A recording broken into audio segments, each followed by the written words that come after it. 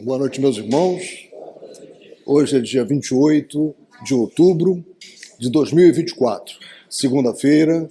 Estamos iniciando as atividades na Casa Espírita de Abel Sebastião de Almeida. Como sempre o fazemos, rogando a Deus, nosso Pai de infinito amor e bondade, a Jesus, nosso querido e amoroso Mestre, amigo incondicional de nossas almas, sublime peregrino do amor, e a Maria de Nazaré, nossa Mãe Santíssima, que nos envolvam a todos num manto de paz e de amor, que a nossa psicosfera esteja preparada para todos os trabalhos que se desenvolverão na noite desta segunda-feira. Agradecendo, como sempre, pela oportunidade de aqui estarmos, né? Com saúde, podemos chegar até aqui, vamos poder vibrar por aqueles que nós gostamos, que sabemos que precisam de tanto, dos nossos irmãos. Isso já é uma dádiva, né? Então temos essa comunidade zelosa de espíritos trabalhadores da Casa de Abel Sebastião de Almeida, né, que são criaturas preocupadas conosco, estão no plano espiritual, nos acompanham o nosso dia a dia, sabem das nossas necessidades, não estão dissociadas de nós. Tenhamos sempre a certeza disso. Aqui e fora daqui, podemos contar com o amparo desses espíritos que compõem a Comissão de Abel Sebastião de Almeida. Então, meus irmãos, agora nós vamos então fazer a leitura da página preparatória. Caridade Anônima, do livro Lampadário Espírita, pelo espírito de Joana de Ângeles, uma psicografia de Divaldo Pereira Franco. Formam legiões em lamentável agrupamento de dor. Agregam-se por afinidades dos malogros e das emoções. Perturbam-se, engalfinhados em ruidosas pelejas, e perturbam. Experimentam as vicissitudes dos fracassos e reboleiam-se na angústia desarvorada, adensando-se em nuvem fantástica de desespero. Em si mesmados, alguns parecem hipnotizados na autopunição, azorragados pelo remorso tardio ou pela flagelação do arrependimento inoperante. São os irmãos desencarnados que atravessaram os umbrais do túmulo, ignorando as realidades da vida espiritual, ou que malsinaram as moedas da fé em loucura inominável. Acendem a claridade do amor na mente quando penses neles. Concede os teus espaços mentais de oração, quando nas abençoadas tarefas socorristas das sessões mediúnicas. Muitos deles se beneficiaram grandemente se lhes oferecesses ensejo de ouvir pelos teus órgãos físicos as dissertações ou orientações evangélicas que antes preferiram ignorar ou desconsideraram. Não nos compete examinar o merecimento ou não da aflição que a si se impuseram e agora carpem. Estamos convidados a ajudá-los em nome de Jesus. A paz deles representa paz em nós mesmos e a renovação deles significa serenidade nossa. Quando no santuário de intercâmbio espiritual, instado à terapêutica iluminativa, não te escuses, pretextando cansaço ou preocupação incontrolável. Jesus é o modelo. Não se cansava jamais. Mesmo que te sintas alquebrado ou de ânimo vencido, confronta as tuas horas com as deles e, sem mais justificativas, que são perfeitamente dispensáveis, sintoniza no bem em prol da recuperação desses nossos irmãos necessitados. Talvez ignores que grande número dessas entidades infelizes é comensal do teu lar, companhia das tuas horas, coautor das tuas enfermidades.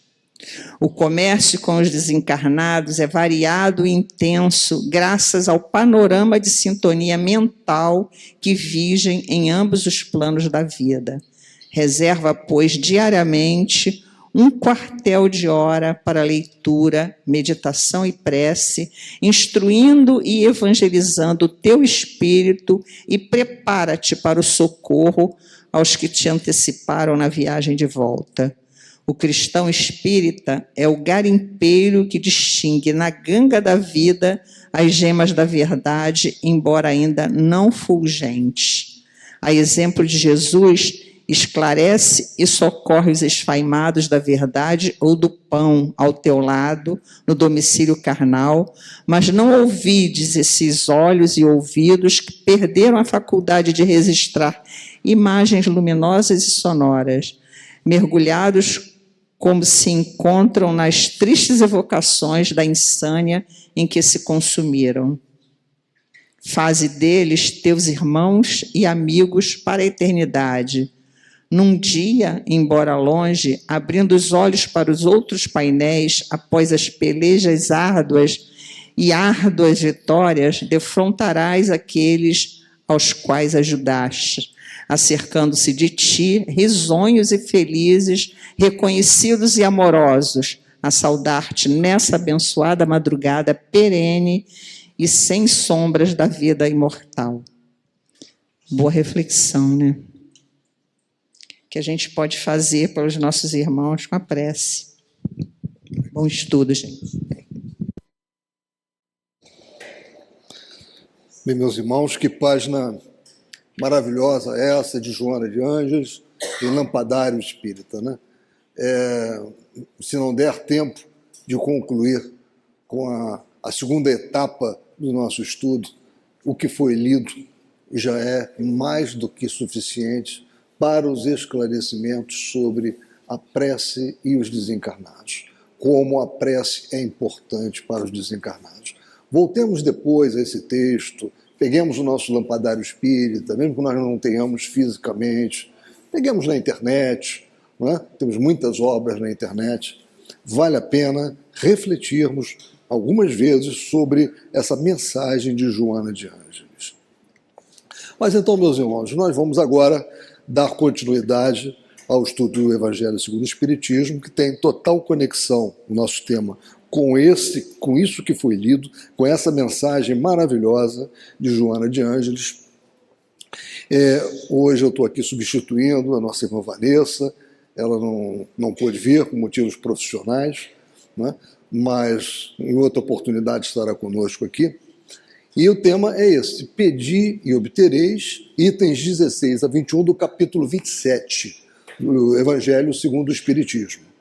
Preces inteligíveis e da prece pelos mortos e pelos espíritos sofredores. Mensagem de Joana está exatamente nesse segundo ponto, né? Então, meus irmãos, o nosso tema começa, o item 16, começa com a seguinte mensagem de Paulo. Vejam a atualidade desta mensagem de Paulo. Se eu não entender o que significam as palavras, serei um bárbaro para aquele a quem falo, e aquele que me fala será para mim um bárbaro. Se oro numa língua que não entendo, meu coração ora, mas a minha inteligência não colhe fruto. Se louvais a Deus apenas de coração, como é que um homem do número daqueles que só entendem a sua própria língua responderá amém no fim da vossa ação de graças, uma vez que ele não entende o que dizeis? Não é que a vossa ação não seja boa, mas os outros não se edificam com ela. E essa mensagem, como eu disse, é de Paulo, na primeira carta aos Coríntios, capítulo 16, versículos 11, 14, 16 e 17. Por quantas décadas e décadas mais do que isso, né?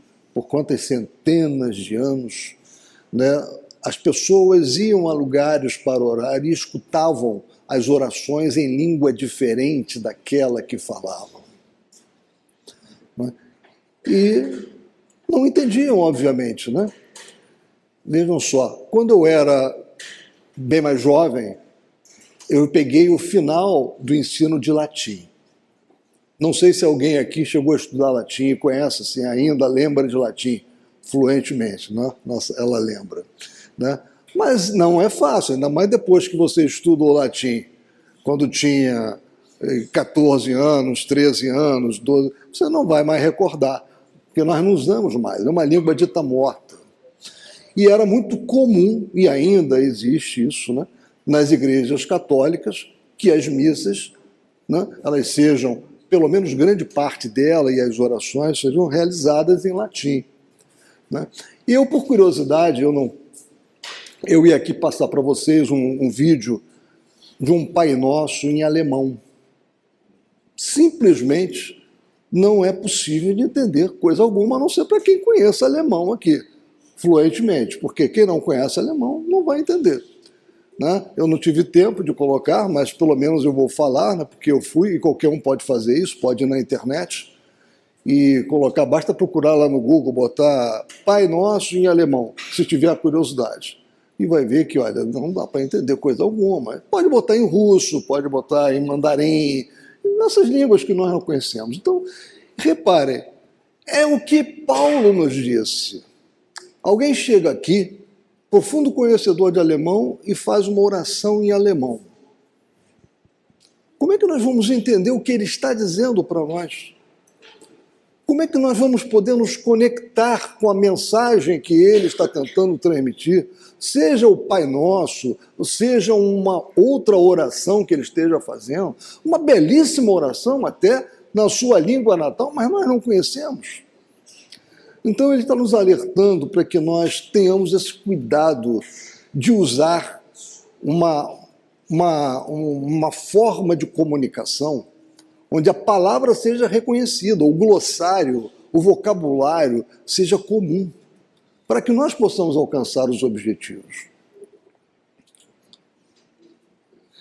E aqui entra, então, uma digressão. Antes de nós darmos continuidade no Evangelho segundo o Espiritismo, a prece, ela é uma comunicação entre seres humanos, né, encarnados ou desencarnados, né, e Deus e os demais espíritos evoluídos, né, que assessoram, que trabalham em toda, né, a estrutura que Deus criou, que Deus sustenta com o seu pensamento, com a sua vontade, que são os universos que existem, né? Então eles têm também toda uma pleiade de entidades crísticas e outras que ainda não chegaram ao patamar crístico, mas que estão quase lá, que estão assessorando, construindo galáxias, estão perpetuando esse trabalho todo maravilhoso de Deus. Então essa comunicação, basicamente, ela tem 4 elementos. Temos que ter o transmissor, o receptor, a mensagem e o meio. Isso é o básico, né? Toda comunicação, e a prece é uma comunicação, a gente deve encarar com essas condições aqui. Transmissor. Quem é o transmissor na prece? Somos nós, os espíritos encarnados e os desencarnados. Quem é o receptor? Deus, nosso Pai Celestial, e os espíritos evoluídos que o assessoram. A mensagem. O que é a mensagem? É aquilo que desejamos, não é?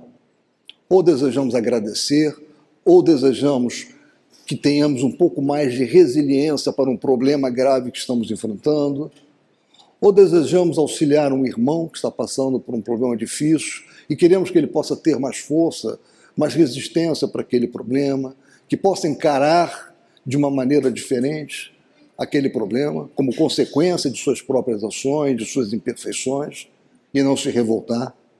E o meio em que essa mensagem vai ser transmitida? É bem interessante essa questão do meio. É o pensamento, a nossa prece sai pelo pensamento. E ela trafega no fluido cósmico universal. Eu estou falando aqui, e como é que vocês estão podendo escutar essa minha voz, né? Porque nós temos um meio de transmissão aqui, que é o ar. Se nós não tivéssemos o ar, não daria para escutar a minha voz.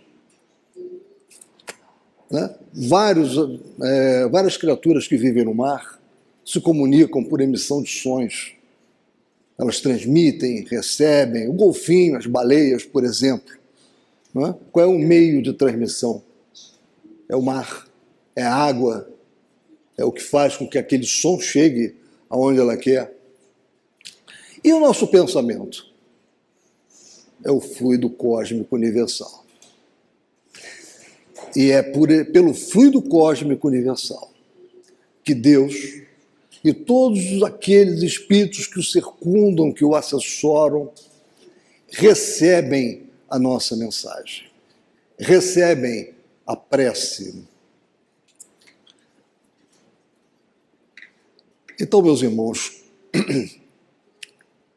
e isso é muito importante para nós entendermos, porque senão fica muito no ar. Deus capta tudo que nós queremos. Como é que isso opera? Como é que isso acontece? É por isso que eu estou trabalhando essa questão, esse conceito que está na doutrina espírita do fluido cósmico universal, que é o meio pelo qual o nosso pensamento é transmitido.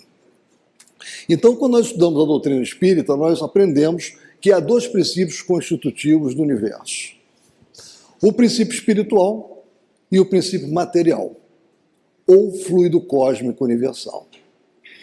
O princípio espiritual é aquele que é o princípio inteligente e que vai acabar numa linha milenar de evolução, chegando em nós, seres humanos. Ou seja, essa condição de espírito, ela surge após milhões de anos de evolução desse princípio espiritual. E esse princípio espiritual ele vai evoluindo, né, utilizando-se da matéria nas suas mais diversas apreciações. Nós sabemos que matéria e energia são a mesma realidade, em dimensões diferentes. Não? Ou seja, então todo tipo de matéria, os fluidos, a água, o gás, tudo isso o que é? Fluido cósmico universal.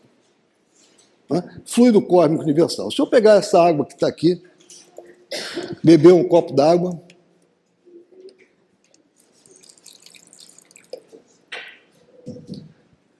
o que é isso aqui? Fluido cósmico universal. Quem criou o fluido cósmico universal é Deus. Isso nos leva, avançando um pouco mais nos nossos raciocínios, que Deus está em tudo. Porque matéria, ou seja, o meu perispírito é matéria, o meu corpo é matéria, as minhas células, os meus átomos, isso tudo é matéria. Ou seja, tudo isso decorre desse fluido cósmico universal. E Deus está exatamente trabalhando incessantemente neste fluido cósmico universal. É por isso que ele capta tudo que nós pensamos, os mínimos detalhes. É por causa disso, meus irmãos. E isso não sou apenas, não estou tirando isso apenas de mim, estou elucubrando. Isso está em Kardec. Aonde que nós podemos pegar um pouco mais de informação sobre isso? Na Gênese, como está aí. Vocês querem ver?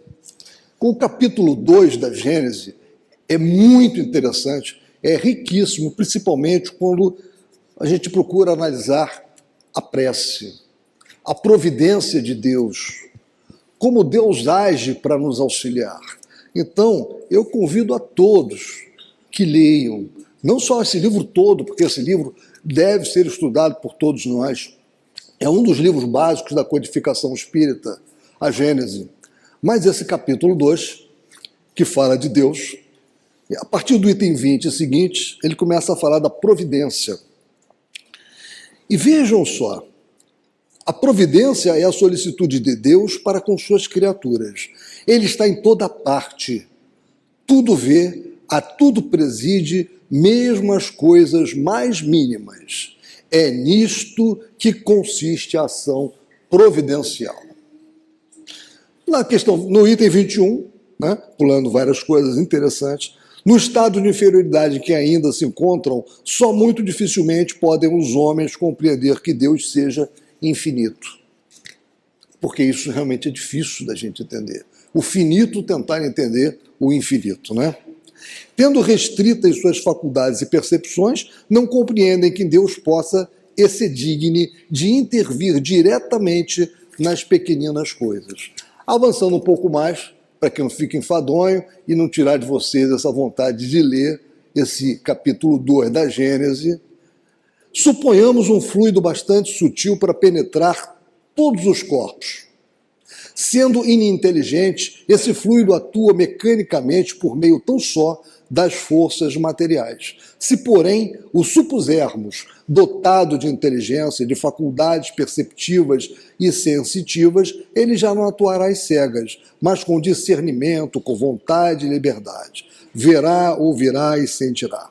Ora, aí pulando algumas coisas, em virtude do princípio de que as partes de um todo são da mesma natureza e têm as mesmas propriedades que ele, cada átomo desse fluido, e esse fluido está em todos nós, que é o fluido cósmico universal, se assim nos podemos exprimir, possuindo o pensamento, isto é, os atributos essenciais da divindade, e estando o mesmo fluido em toda parte, tudo está submetido à sua ação inteligente, à sua previdência, à sua solicitude. Nenhum ser haverá, por mais ínfimo que o suponhamos, que não esteja saturado dele.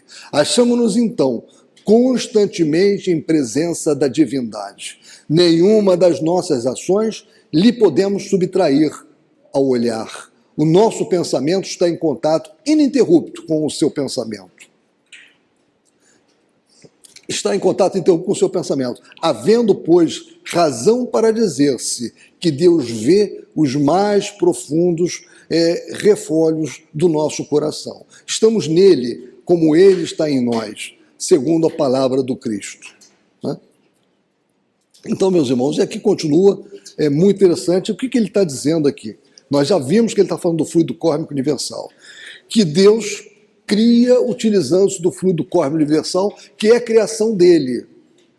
Aí vejam que coisa interessante. Então, ele é o criador do universo com o seu pensamento e com a sua vontade. E ele sustenta tudo que ele criou, como se fosse um fenômeno de ideoplastia, né? Que nós já conversamos em tempos outros aqui sobre isso, né? Aqueles fenômenos de materialização em que é utilizado o ectoplasma de uma ou algumas pessoas do ambiente e se materializam formas, cabeça, mão, pé. E no passado isso era muito estudado. William Crookes, por exemplo, foi um grande estudioso disso, Lombroso e tantos outros, e Bosano, Ernesto Bosano também, e eles colocavam em parafina aquelas formações ectoplásmicas, mão, braço, cabeça, etc. Por quê? Porque aquilo não durava muito tempo, consumia muita energia. Então eles usavam a parafina para poder preservar aquele fenômeno, aquela aparição ectoplásmica, né? Aquela materialização. Aí repare, e com Deus? Deus não precisa. Deus faz o que ele quer, o tempo que for necessário. E aí eu gostaria de repetir algo que eu sempre tiro aqui, extraio dessa obra, que eu acho que é uma pequena, grande obra de Ernesto Bosano, Pensamento e Vontade, que ele fala disso, como Deus cria e sustenta o universo. Somos, por isso, levados a emitir o postulado da existência de uma inteligência suprema e a considerar o universo como expressão do pensamento divino, sustentado perpetuamente por sua divina vontade. Esta é, incontestavelmente, a mais racional e segura interpretação da natureza. Ou seja, Ernesto Bosano foi um cientista. E ele, para chegar a essa conclusão aqui, ele fez uma série de considerações sobre os fenômenos de ideoplastia, de materialização, para chegar a essa conclusão. O universo, na verdade, é isso. E Deus cria incessantemente, ele cria sem cessar. Está no Livro dos Espíritos. Nós já estudamos isso, né? E essa criação que ele faz no mundo material, ele faz utilizando o seu pensamento, a sua vontade, utilizando o fluido cósmico universal. Criação dele também. Ou seja, então ele manipula incessantemente o quê? O fluido cósmico universal. Veículo do nosso pensamento. E é por isso que nós estamos sempre, incessantemente, em contato com ele. Agora, é preciso que nós impulsionemos o nosso pensamento. É preciso que nós saibamos o que nós vamos pedir em nossas preces. Porque nem tudo precisamos, nem tudo merecemos. E Deus é um Pai amoroso, que, como faz um pai qualquer, encarnado e muito cheio de defeitos, ele não dá ao filho algo que não vá ser bom para o filho. Só porque o filho quer, só porque o filho pede. Então é preciso saber o que pedir, como pedir. E aí nós estamos falando da prece, voltamos à questão da prece. E entramos então no item 17. O item 16 do Evangelho fala do alerta de Paulo. Nós precisamos, não adianta orar ou falar, tentar falar com Deus com palavras que nós não conhecemos. Ou simplesmente ficar balbuciando uma oração que nós simplesmente não estamos pensando nela. Me disseram que eu tenho que orar 20, 30 vezes uma determinada oração, não importa qual seja. A pessoa está lá orando, está fazendo lá os que... Ela está pensando no que ela vai comprar no supermercado, mas está falando. O que adianta isso? Não adianta nada, ela não está se comunicando com Deus, ela não está transmitindo para Deus, ela está simplesmente vocalizando. Ela guardou alguma coisa e está lá repetindo. Esta prece não é a prece que importa. Então vamos ao item 17. A prece só tem valor pelo pensamento que lhe está conjugado. Ora, é impossível conjugar um pensamento qualquer ao que se não compreende. Porquanto, o que não se compreende não pode tocar o coração. Para a imensa maioria das criaturas, as preces feitas numa língua que elas não entendem não passam de amálgamas de palavras que nada dizem ao espírito. É aquilo que eu havia falado da prece do Pai Nosso, que nós todos conhecemos, aqui em alemão. Não conhecemos alemão, né? Em aramaico, em hebraico, em mandarim, em russo. O que vai adiantar? Nós não vamos conseguir nos conectar, nós não vamos entender coisa alguma. Para que a prece toque, é preciso se torna que cada palavra desperte uma ideia, e desde que não seja entendida, nenhuma ideia poderá despertar. Será dita como simples fórmula, cuja virtude dependerá do maior ou menor número de vezes que a repitam. Muitos oram por dever, alguns mesmos por obediência aos usos, pelo que se julgam quites, desde que tenham dito uma oração determinado número de vezes, e em tal ou tal ordem. Isso acontece ainda muito. Deus vê o que se passa no fundo dos corações, lê o pensamento e percebe a sinceridade. Julgá-lo, pois, mais sensível à forma do que ao fundo, é rebaixá-lo. O que importa para Deus é a essência, é aquilo que de fato nós pensamos, o que está em nosso coração. É por isso que a forma da nossa prece pouco valor tem, ou nenhum. O que importa na nossa prece é o conteúdo que nós damos de sentimento a ela. É a verdade que contém aquelas palavras que nós estamos verbalizando. E quando eu digo verbalizar, não precisa ser falada alto para os outros ouvirem. A prece pode, e na maior parte das vezes deve, ser feita em silêncio. Dentro do nosso tabernáculo, nós devemos sim nos preparar para fazê-la. E isso pode ser dentro da casa espírita, no banheiro, em algum lugar que nós possamos ter tranquilidade. Às vezes no ônibus, no trem, se nós estivermos naquele momento com condições, não deixemos de fazer a nossa prece, porque ela é conexão. e ela não precisa ser longa, extensa, nós precisamos lembrar sempre, eu preciso transmitir uma mensagem. Eu tenho que ser claro, conciso, e eu tenho que ser verdadeiro. Porque Deus sabe o que, na verdade, eu estou pensando. E quando, para finalizar, né, essa questão das palavras, do glossário, isso é muito importante. Até quando nós vamos falar com alguém que precisa fazer uma prece, e a pessoa, muitas das vezes, não tem muita instrução, tem um vocabulário muito restrito, nós temos que nos lembrar disso. Se nós queremos efetivamente auxiliar aquele irmão, aquela irmã, lembremos-nos de adaptar o nosso vocabulário para a realidade daquele com quem estamos lidando. Isso é fundamental. Imaginemos nós vamos a um consultório médico. Isso costuma acontecer, não é? Os médicos devem ver isso muitas das vezes, não é? Tem alguns médicos que começam a usar o seu glossário técnico, muitas vezes esquecendo-se que aquele que está ali, o paciente, não domina aquelas palavras. Pior, ele não domina o conteúdo que cada palavra daquela representa. Muitas vezes um termo utilizado, ele envolve uma quantidade incomensurável de conceitos e conexões que aquele que está falando não teve essa possibilidade de saber. E o médico às vezes está falando, a pessoa não está entendendo nada. Ah, mas ele não é brasileiro? Ele é brasileiro. Ele não fala português? Fala português. Mas ele não adaptou o glossário técnico dele para aquele com quem ele está falando. Né? É mais ou menos assim. Né? Eu usei só uma imagem, é claro. Qualquer outro profissional, isso acontece com qualquer outro profissional, né?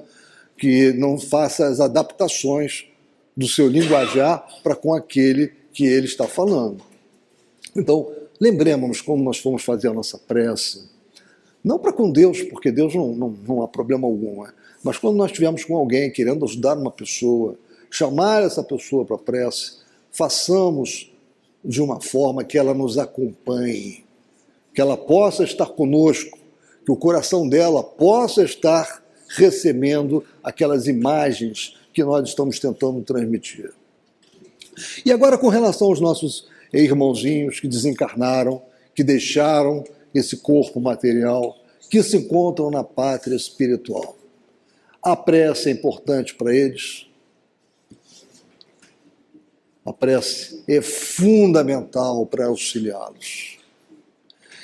E muitas das vezes, infelizmente, os parentes, os amigos se esquecem dessa importância crucial da prece, em benefício e em intercessão para aquele espírito que está ali, muitas das vezes ainda tentando se desvencilhar do corpo material.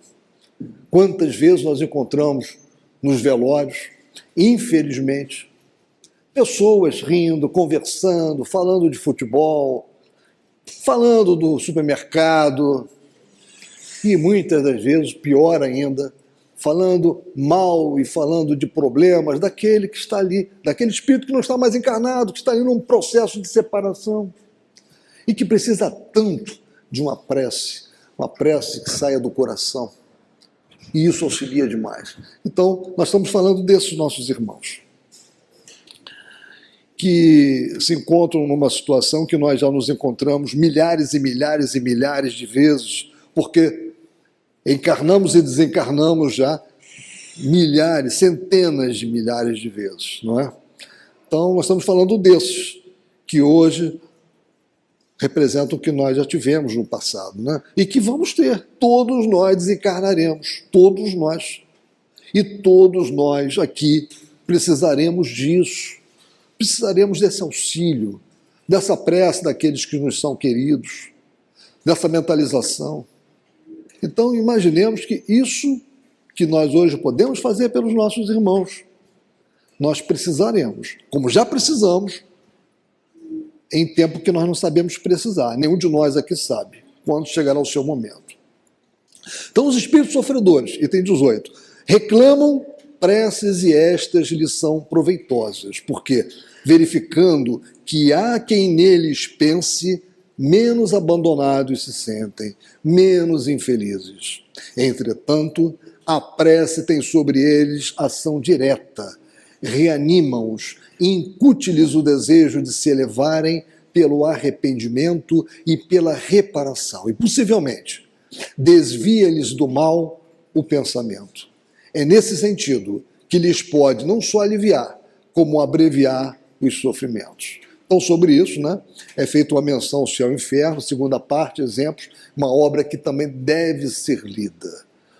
Principalmente essa segunda parte do céu e inferno, onde Kardec trabalha as mensagens que foram encaminhadas, que foram recebidas e analisadas por ele e por vários colaboradores, pertencentes à Revista Espírita da época, e que foram colocadas nessa obra. Então tem os espíritos ditosos, os espíritos infelizes, sofredores, ou seja, então vale muito a pena, e principalmente para aqueles que trabalham lá na seara da dialogação fraterna. É uma visitação que deve ser feita sempre a essa obra.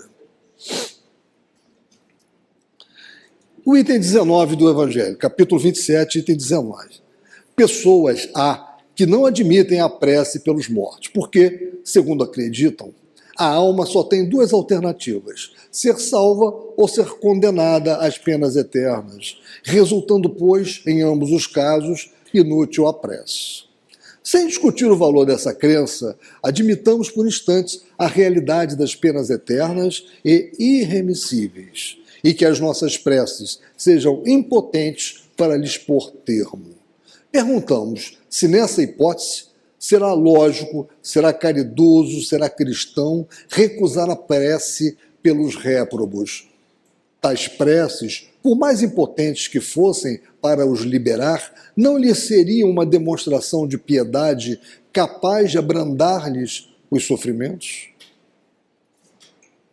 Na terra, quando um homem é condenado às galéias perpétuas, quando mesmo não haja a mínima esperança de obter-se para ele perdão, será defeso, será proibido a uma pessoa caridosa ir carregar-lhe os grilhões para aliviá-lo do peso destes? Sendo alguém atacado de mal incurável, dever-se-á, por não haver para o doente esperança nenhuma de cura, abandoná-lo sem lhe proporcionar qualquer alívio? Lembrai-vos de que entre os réprobos pode achar-se uma pessoa que vos foi cara, um amigo, talvez um pai, uma mãe ou um filho, e dizei, se não havendo, segundo credes, possibilidade de ser perdoado esse ente, lhe recusaríeis um copo de água para mitigar-lhe a sede. São perguntas importantes para uma reflexão fundamental. Mesmo que houvessem as penas eternas e irremissíveis, coisa que não existe, não existem penas eternas, porque o fenômeno palingenético, o fenômeno da reencarnação, que a doutrina espírita nos trouxe com tanta clareza, nos mostra que nós temos inúmeras, incontáveis oportunidades de retorno ao plano material. Sempre tentando trabalhar, sempre na lei do trabalho, influenciando-nos para quê? Para o progresso. Ou seja, a dor de hoje não necessariamente será a dor de amanhã. Por quê? Porque depende muito de mim. Depende totalmente de mim. Através da minha conduta, do meu trabalho no bem, eu poderei ir, ao longo do tempo, amenizando as dores, as chagas que hoje tanto me consomem, que hoje tanto me lacinam. Ou seja, eu não tenho penas eternas. Não existe isso. Mas Kardec faz aqui nessa mensagem é feita apenas uma remissão para nós pensarmos. Se houvesse, não seria mesmo assim importante nós fazermos uma oração, nós darmos um copo d'água para quem está sedento de água, está com sede? Não seria? Um bálsamo que lhe seque as chagas, não farias por ele o que farias por um galé? Não lhe darias uma prova de amor, uma consolação? Não, isso cristão não seria. Uma crença que petrifica o coração é incompatível com a crença em um Deus que põe na primeira categoria dos deveres o amor ao próximo. Coisa que Jesus nos trouxe incessantemente. Quando nós acompanhamos, quando nós estudamos as mensagens que Jesus deixou, o trabalho que Jesus fez, que ficaram registrados nos Atos dos Apóstolos, né, nos Evangelhos, o que nós podemos perceber? Jesus, ele incessantemente prestigiou o bem, trabalhar pelo próximo, apresentar a lei do amor como a única lei que nós devemos ter ciência que poderá nos alavancar no caminho da felicidade. E trabalhou sempre o conceito de prece. Quando aqueles pescadores que o cercavam, né, que eram os apóstolos, acordavam, e pescador acorda cedo, mais ou menos a que hora? Né? Um pescador costuma acordar 4 horas da manhã, 4h30 da manhã. Quando acordava, o que eles viam? Jesus estava orando. Ele estava ali orando, em conexão com o Pai. Estava mostrando, estava dando o exemplo, né, de como é importante essa conexão. E ele a tinha completamente, né, porque é um espírito crístico, construtor da nossa galáxia. Então, meus irmãos, ele nos deu todas as informações, ele nos entregou um código de ética que nós vamos usar em todo o universo. O código de ética que Jesus nos trouxe vai servir para nós quando nós encarnarmos no planeta X, no planeta Alfa, no planeta Beta, quando nós estivermos com um corpo já muito pouco materializado, sem materialização. É a lei do amor. Porque, não tenhamos dúvida, a chave da felicidade é o amor. Ou seja, chegar à felicidade, eu imagino que é como se fossem várias portas. Nós encontramos isso também no céu e inferno, no Código Penal da Vida Futura, que é um item do céu e inferno muito interessante. A denominação desse capítulo é o Código Penal da Vida Futura. Está lá no céu e inferno, nessa obra, né? E ali, quando você estuda o Código Penal da Vida Futura, você começa a perceber como foi construído por Kardec, com o auxílio dos espíritos, essa mensagem de como é que nós vamos ser felizes. E você chega à conclusão que a nossa pretendida felicidade, nós temos que atravessar diversas câmaras para encontrar essa felicidade. E cada câmara tem uma porta. E nós temos que encontrar a chave que abre essa porta. E nós chegamos à conclusão que a chave que abre a porta é o amor e o trabalho no bem. Ou seja, então a cada porta, a cada estágio que nos leva à felicidade total, será absolutamente necessário trabalhar com a lei do amor e o benefício ao próximo. E o exercício da caridade. Leiam o Código Penal da Vida Futura. O Céu e o Inferno, de Allan Kardec. Está lá. A não eternidade das penas não implica a negação de uma penalidade temporária, dado não ser possível que Deus, em sua justiça, confunda o bem e o mal. Ora, negar neste caso a eficácia da prece fora negar a eficácia da consolação, dos encorajamentos, dos bons conselhos, fora negar a força que aurimos da assistência moral dos que nos querem bem. Ou seja, fazer prece para os desencarnados é importante? É muito importante. É fundamental. É um auxílio muito. É caridade. Nós não fazemos só a caridade fazendo a prece para os nossos filhos, para os nossos parentes, para os nossos amigos, né, para nós mesmos. Nós fazemos essa prece intercessória como caridade também para aqueles que nos deixaram desse plano material aqui. Eles precisam muito dessa prece. muito desse auxílio. 20. Outros se fundam numa razão mais especiosa, a imutabilidade dos decretos divinos. Ele está falando daqueles que entendem que não cabe fazer prece para os mortos, para os desencarnados.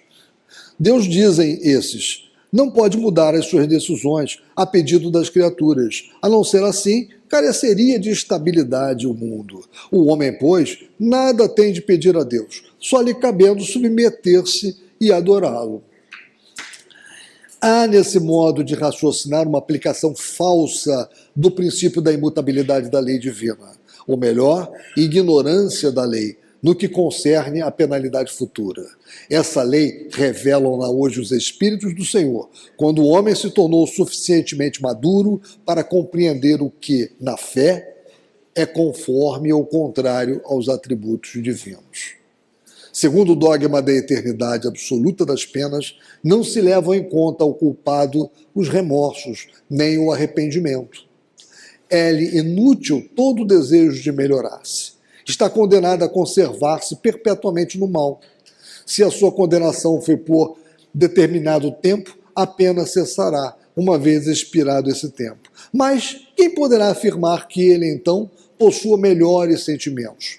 Quem poderá dizer que, a exemplo de muitos condenados na terra, ao sair da prisão, ele não seja tão mau quanto antes? No primeiro caso, seria manter na dor do castigo um homem que volveu ao bem. No segundo, seria agraciar a um que continua culpado.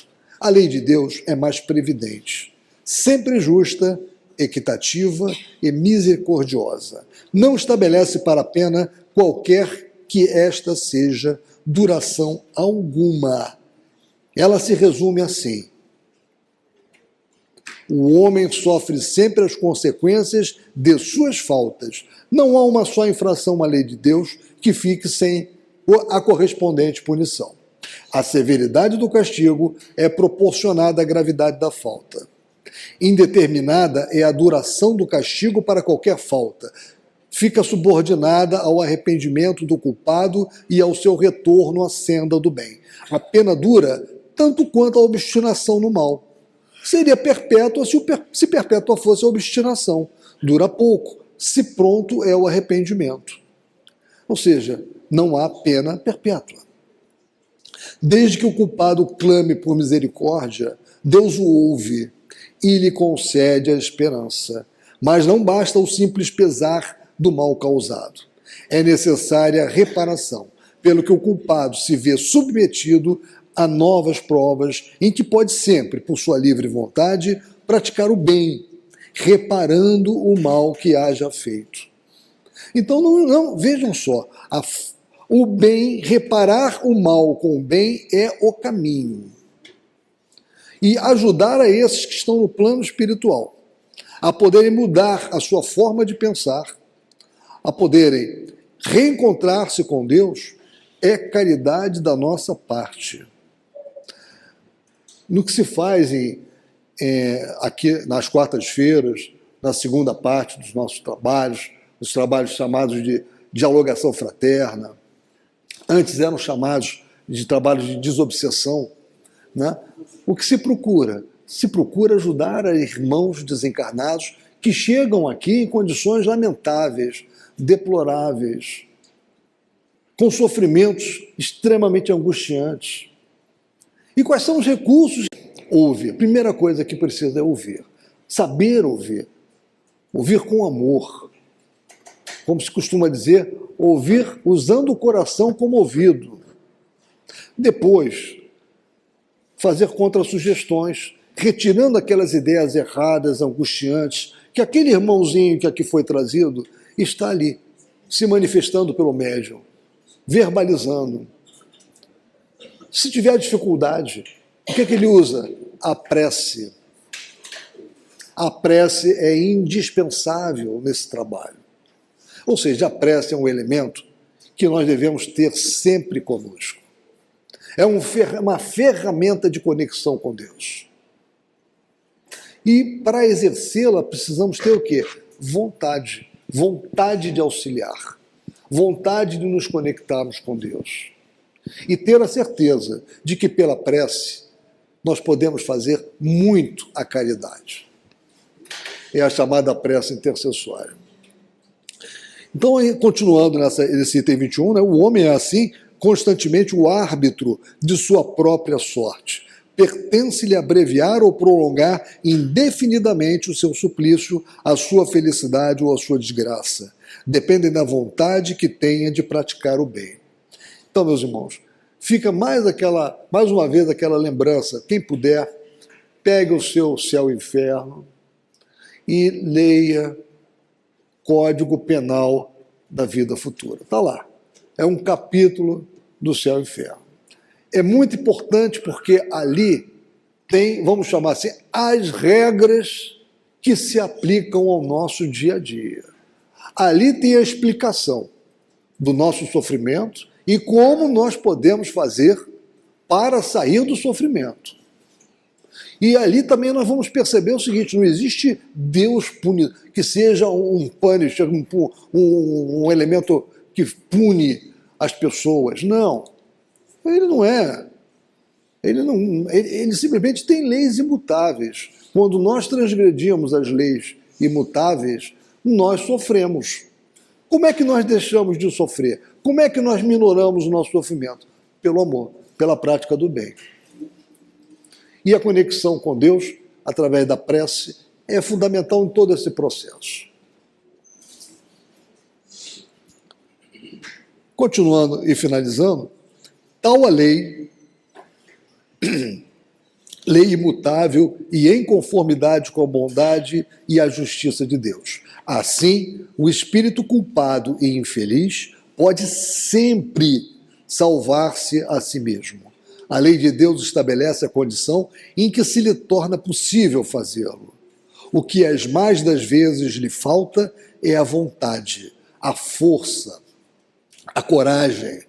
Se por nossas preces lhe inspiramos essa vontade, se o amparamos e animamos, se pelos nossos conselhos lhe damos as luzes de que carece, em lugar de pedirmos a Deus que derrogue a sua lei, tornamo-nos instrumentos da execução de outra lei, também sua, a de amor e de caridade. Execução em que, desse modo, ele nos permite participar, dando nós mesmos, com isso, uma prova de caridade. E isso está lá no Céu e Inferno, primeira parte. Vejam como o Céu e Inferno é uma obra que nos traz muitas luzes e muitos esclarecimentos. Então, é sempre bom. Vejam a Gênese, capítulo 2 da Gênese, que fala da providência divina e como Deus age através do fluido cósmico universal. Leiam o capítulo 2 da Gênese. Providência divina e o Céu e Inferno. Vocês devem ler também o Código Penal da Vida Futura. É muito interessante. E quem não conseguir ler tudo, por algum problema, leia a segunda parte, pelo menos, do Céu e Inferno. Leia tudo, se puder. Essa é a ideia. Mas, se tiver algum problema, leia a segunda parte. Então, meus irmãos, aqui fica só um resumo do que nós falamos hoje. Como vocês podem ver, são as ideias básicas que nós trabalhamos nessa noite e que nos ajudam muito a ter esse contexto da prece, a importância da prece nas nossas vidas. A prece está sendo trabalhada já há algumas segundas-feiras, aqui nos nossos estudos, né? Na continuidade, né, dos estudos, e é um tema fundamental. E para finalizar, eu não vou ler nada, né, porque o tempo urge, mas volto a lembrar a vocês, a sugerir também, para quem ainda não tem, quando puder, ou pega na nossa biblioteca, que nós temos lá essa obra, ou pode adquirir na nossa livraria. É uma obra de Palhano Júnior, O Livro da Prece. É uma coletânea que Palhano Júnior fez de informações sobre prece que nós encontramos em várias obras. Obras de Emmanuel, obras de André Luiz, as obras kardecianas, né? Ali tem coisas da Gênese aqui, o Céu e o Inferno, o Livro dos Espíritos, ou seja, ele fez um digesto, ele fez ali uma coletânea muito interessante, muito bem feita sobre prece, e que não fica maçante, está bem estruturada, tá? Não é aquela leitura em que você tem um monte de texto só para você ler, não, está bem organizado. Então, vale a pena folhear o livro, checar isso que eu estou dizendo. A nossa biblioteca tem, e deve ter na internet também, né? Então, meus irmãos, agora está na nossa hora, são 21 horas. Vamos, então, iniciar a segunda parte dos nossos trabalhos.